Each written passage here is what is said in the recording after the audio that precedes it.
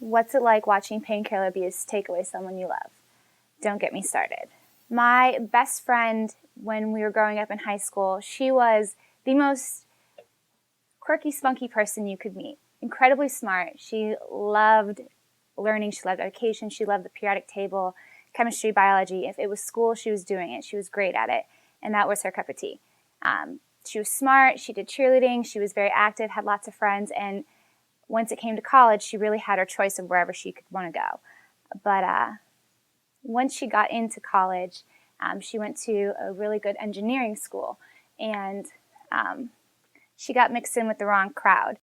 All of a sudden, she's kind of fallen off the rocker a bit, and her grades are suffering, and we thought it was normal. But it wasn't normal. We would go on spring breaks together, and it was all about getting the next high. It was so intense that she wanted to drive 8 hours to go get whatever pain pills she wants and then drive all the way back to party with people. She couldn't function without it. The drive to use and the urge to have to get the next high was so intense that regardless of how many times she was put in jail, it didn't matter. She had to try something else. So what do you do when prescription drugs don't do it for you anymore? Well, you end up going on the next hardest thing. And she did heroin, and it was the first time. And she almost died if it weren't for someone that had came down and heard her friend's frantic screaming to, "My friend's not breathing, what do I do?"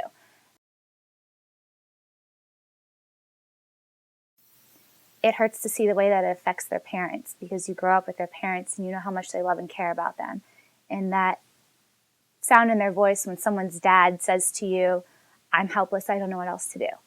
And do I bail out of jail if she goes in the jail a third time because I don't want my baby girl in jail?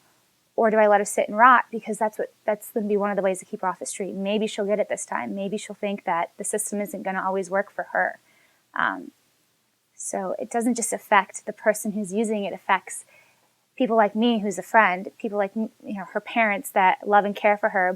It sucks and it hurts, and you really hope the cycle ends, but it's a constant struggle because prescription drug abuse, it's a disease. Once you start, you can't stop. It doesn't matter if you are a CEO of a company or if you're a homeless person on the street. It affects everyone the same.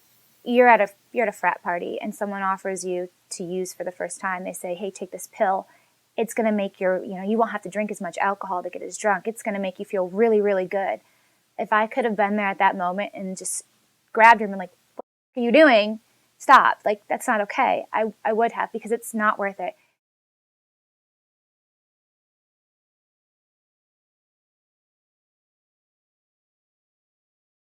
Maybe the first time you use, you're not going to get addicted. But maybe the first time you use, you're going to die, or you are going to get addicted. And I personally, at this point in time, for my friend, I would prefer, it's horrible to say, but I think sometimes she would rather be dead than going through what she's going through, because it's painful to be going through withdrawal every day. And it's painful to know that everyone around you is constantly scrutinizing what you say and watching you. It's not worth it.